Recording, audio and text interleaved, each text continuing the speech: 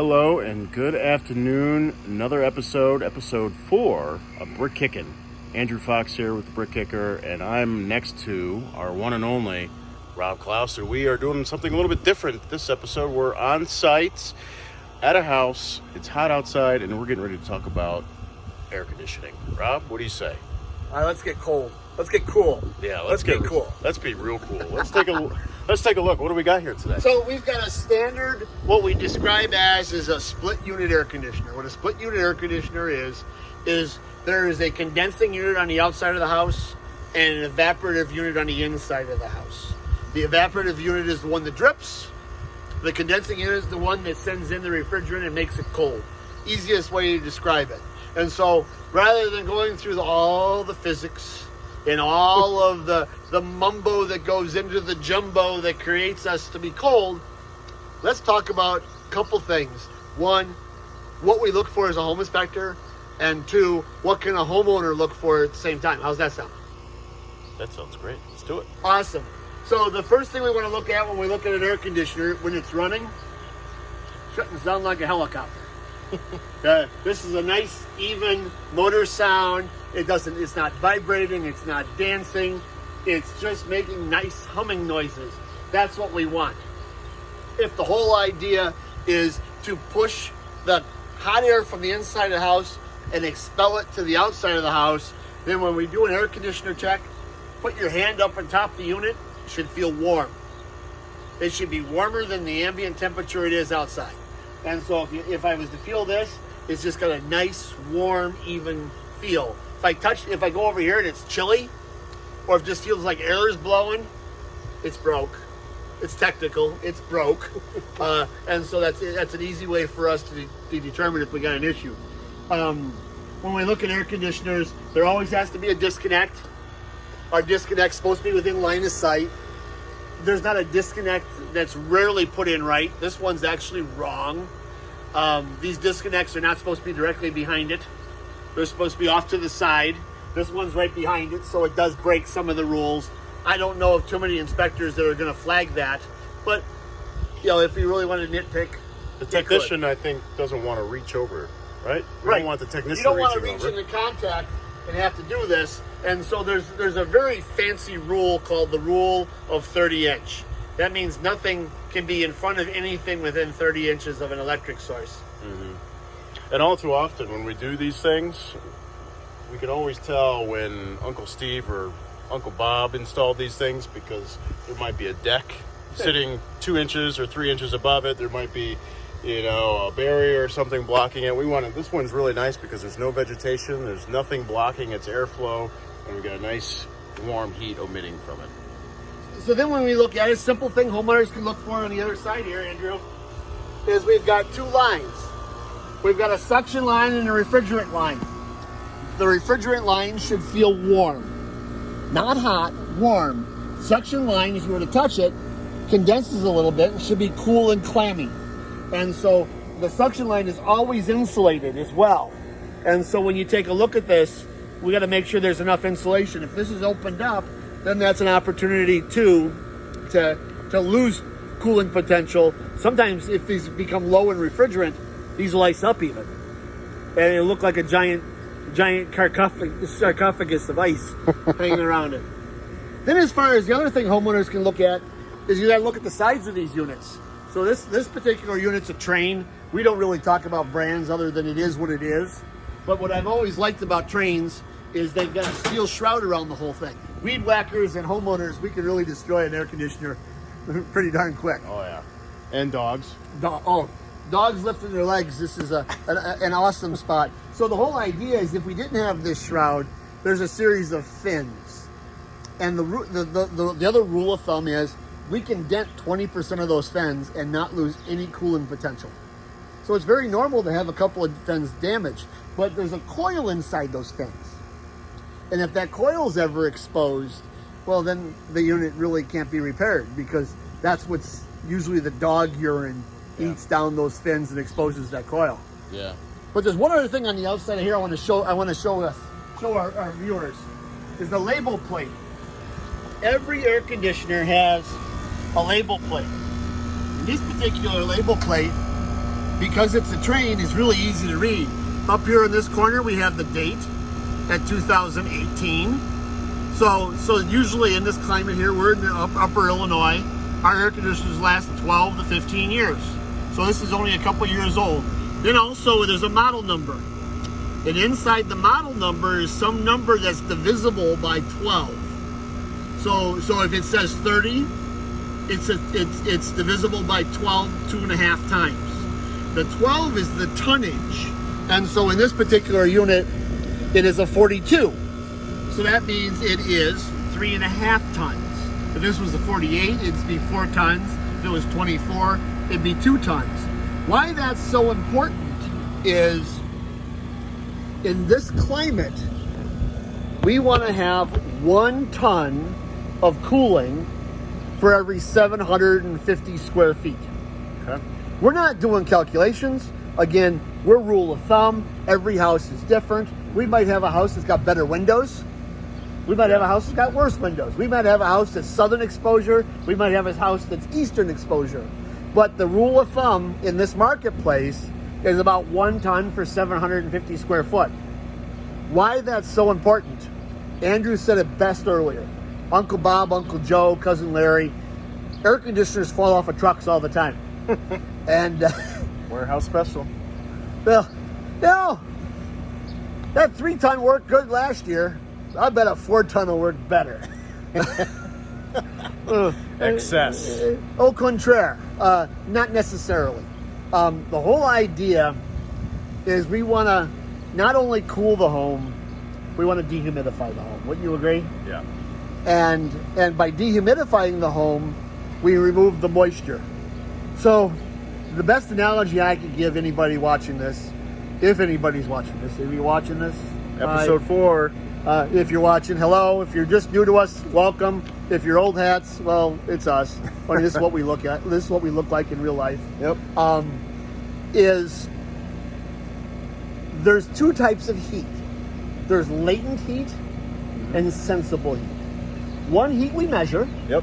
One heat we feel. So if it's 100 degrees in Florida, you're schwitzing all over the place and falling down from heat. But if it's 100 degrees in Arizona, you're going, it's a dry heat. It's just fine. Yeah. So if I take and put a Mambo huge air conditioner here, I slam the home with cold. The thermostat says it is 61 degrees, hang meat in here, it's awesome.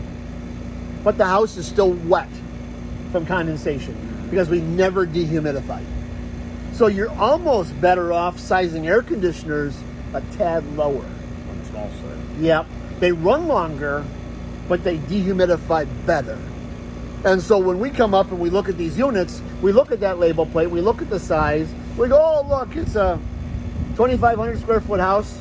So it ought to have about 2 ton, 3 ton, somewhere in there. At 3.5 ton, it's a lot of cooling going on, maybe not a lot of dehumidifying going on. Yeah. So that's one of those things we want to be very conscious of. And we talk about size in terms of tonnage, but there's also physical size. And there's times where we walk into a property and you see these giant train units that I could probably stand. They're Volkswagens. Yeah, exactly. And so people say, oh my God, this thing must be really putting it out. But when you look at the label plate, it might not really even be that big. No. It might be 3 ton. And it looks like it's a monstrosity. And so there was an evolution there by the manufacturers to think that more surface area could do more, and then that since has changed back. Yeah, I forgot the cartoon, but it was like big body, itty bitty little brain. Yeah. You know. but yeah, I mean, it's amazing that some manufacturers really can put a lot of punch into a large unit, but not have it be so, because it's all about efficiency. Yeah. And it's all about being able to take care of what we got to take care of. Now, the other thing the label plate shows us is the size of the overcurrent protection. Because an air conditioner only lasts a finite amount of time, they're not there perpetually, then they're replaced. Well, as Andrew said, with the larger units, the more modern units don't run on as much electricity. They're more efficient. And so where that other unit that was there originally might have required 30 amps or 40 amps of electricity, that new one might only run on 20, 25 amps. Yeah. So if I was to run, all that power through that small unit, I could break the unit pretty quick. So we want to always watch as inspectors for that congruency. Yeah, there are not a lot of HVAC contractors will at least come out and say that that's an important part of it. They don't talk about that so much because that's the boring part of it, right? Yeah. You just bought an air conditioner from them. They're not talking about the electronic component, but it's always good to follow up and make sure that they actually did put the right breaker. Sometimes they're not, I'm not going to use the word lazy. Yeah. But sometimes they're just a little bit less diligent in double checking, because this is how they've always done it. They just take a unit out, put a unit in, and don't care. Yeah. Hey, let's go look at the inside. Let's do it. Well, we're inside. It feels great in here, Rob. Does that mean that thing's working, or is it just working harder than it needs to? We don't know. Remember we talked about it's running a little bit on the large side. Yeah. And so when we come into this mechanical room, this is where the whole apparatus is. This particular furnace is called an upflow furnace, which means all the air comes from the bottom and it shoots up through the top. And so when we have an air conditioner, when we come inside, we want to look at the condensate. Remember we talked about the condensing coil is on the outside, and the evaporative coil is on the inside. So as this operates, it's making moisture. If you don't understand that, think about the window air conditioner that drips, or think about your car. Yeah. When you move out of your parking spot, you see the puddle. Yeah. So that's the easiest way I could describe what the evaporative coil here does. Now, usually when we're looking at these, a lot of times we'll see staining here, and a lot of times the client will say, "Well, what's the indication of the staining? Why? Where's that coming from?" Well, like we just said, evaporator coil. We got moisture buildup in here, and this is essentially sitting on top. And moisture, sometimes we find, makes its way into the furnace. Oh, all the time. Not sometimes. Yeah, that's one of the self-inflicted wounds. Yeah. That's going to happen to these appliances. So I got a trick that every one of our homeowners can do tomorrow. 2 simple thermometers is what I use. You have one, use one. This takes twice as long. We probably have these because we cook a hamburger on the grill, or you want to test the doneness of anything. You want to punch it into a cake. I don't care, whatever you're doing. So my thermometers are simple read thermometers. So if this is the supply side, push going up, I have to have a suck side, suck coming down. And if you measure the difference in temperature between the pushing and the sucking. Yeah, easiest way to describe it. We just say what it is. It is what it is. Yeah, I don't make these words up. And so the temperature or delta that we're looking for is somewhere between 14 and 22 degrees. Okay. That's it. Yep. And if you got that, it works. If you don't have it, it's not working. So we're going to tell on this one, because maybe it's running too cold. Maybe it's running not cold enough.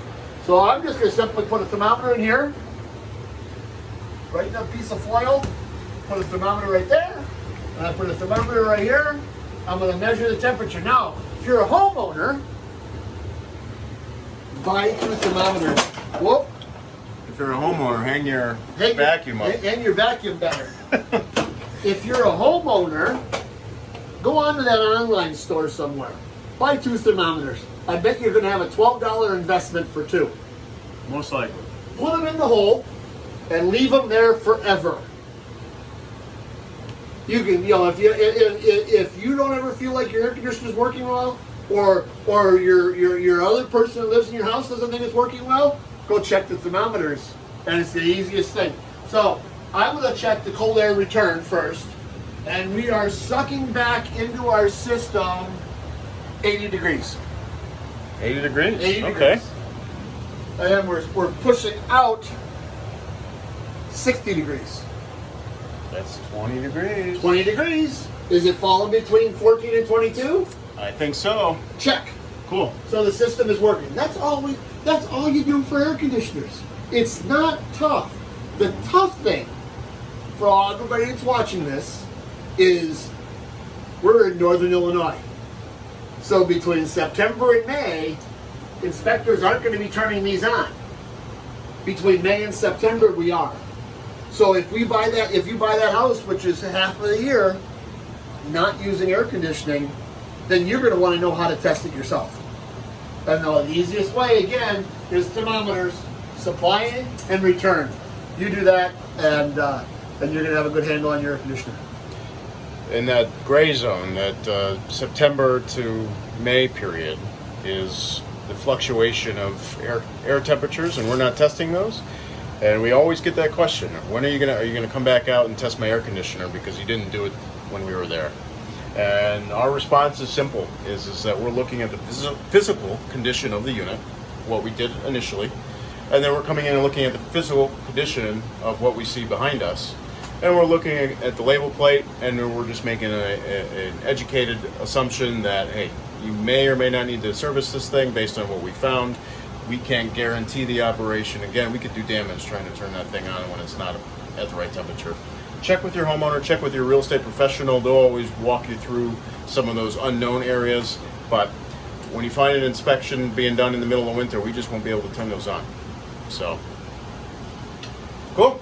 I think that's all we got on air conditioning. So hopefully we don't have to talk about this for a little while. But remember, the big A, you can find these real cheap.